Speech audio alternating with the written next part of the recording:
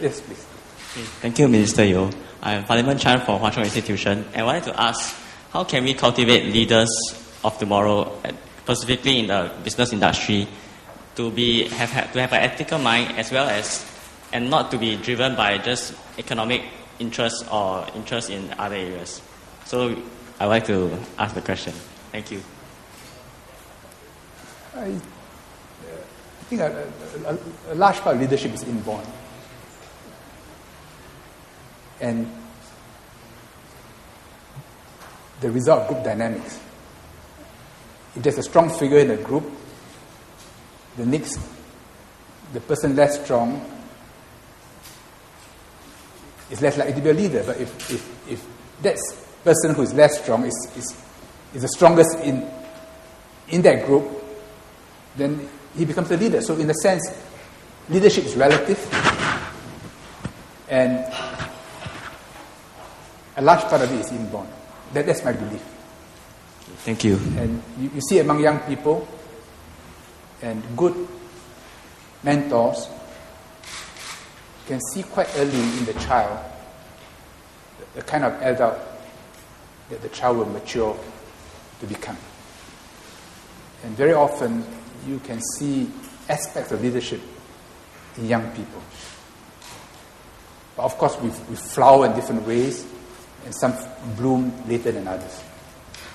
I would like to ask you a question about your own portfolio in foreign affairs. Yes. I mean, Singapore is a small place, a small country, but we often describe it as punching beyond our weight. So how does Singapore exercise leadership? And could you give us some examples of the challenges we face in trying to sort of lead? The first thing we remind ourselves is never put ourselves to be a leader in anything. That's what we always remind ourselves. And that's what we always remind our officers. Never, ever arrogate to ourselves a position of leadership. Be helpful to others, work with others. Don't be too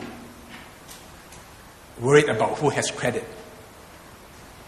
We have objectives, which is an ASEAN which is integrated, which secures around us a zone of stability, which makes possible our continuing development. Have good relations with our neighbors, particularly with Indonesia and Malaysia. And so long as it's not mistaken for weakness, be accommodating, be humble.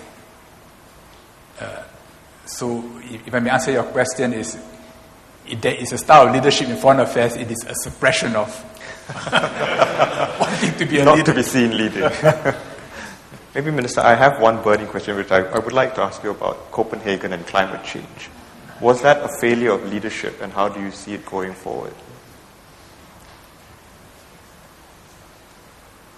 I was not very hopeful that the grand bargain had been struck in Copenhagen, because the stakes were huge.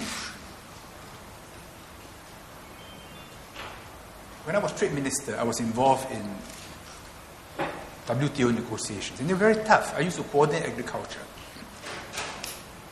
And every time I went for meetings, I knew I would get no sleep, or hardly any sleep. Which itself was the expectation of which was itself a source of stress. And in trade,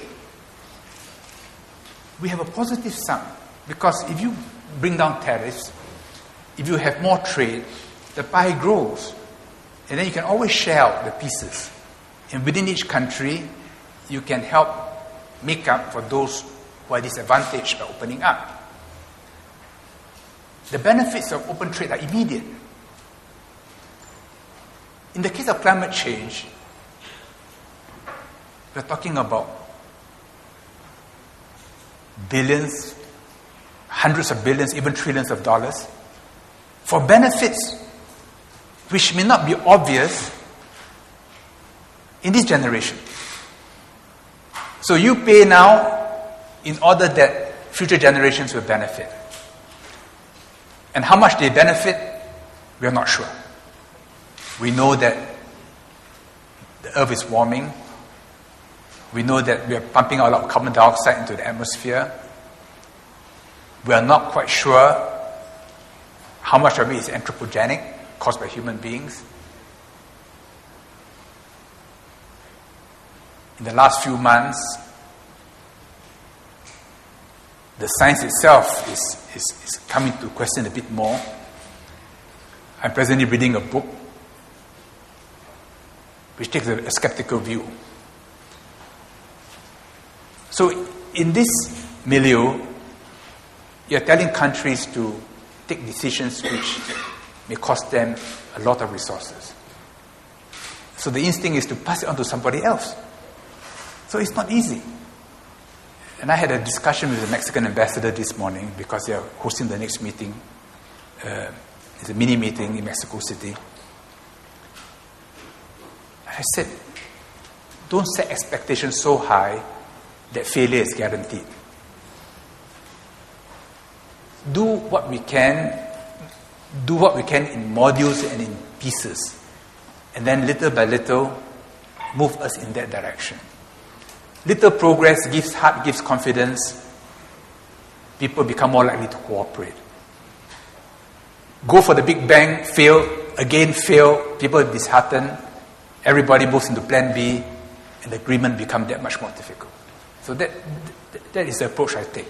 Better to be realistic, one step at a time, know the direction in which you want to move, and then as we gain experience, as we grow in trust, as the science improves, as the data comes in, we make adjustments along the way. And do the easy things first.